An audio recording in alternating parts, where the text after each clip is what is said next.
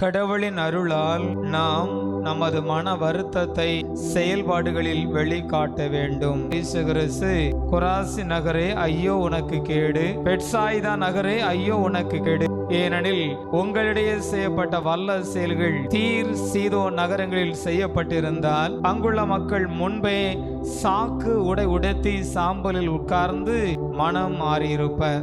பாவத்திற்கான மன வருத்தத்தை உள்ளத்திலே உணர்ந்தால் மட்டும் காணாது, அதை வெளியே கொணர வேண்டும் என்பது இயேசு கிறிஸ்துவினுடைய எதிர்பார்ப்பாக இருக்கிறது. ஏன் அதனை செயலில் காட்ட வேண்டும் என்று சொல்லுகின்ற பொழுது, முதலிலே கடவுள் ஒருவர் இருக்கிறார் என்ற உறுதிப்பாட்டை கொடுக்கிறோம். இரண்டாவதாக, உண்மையாகவே இவர் மனம் மாறிவிட்டார் என்று உறுதிப்படுத்தப்படுகிறது. மூன்றாவதாக, நம் பாவங்களை எல்லாம் மன்னிக்கக்கூடிய அளவுக்கு இரக்கம் உள்ளவராக இருக்கிறார் என்பதற்காக தான் செயல்பாடுகளில் நாம் காட்ட வேண்டும் என்று ஆண்டவர் விரும்புகிறார்.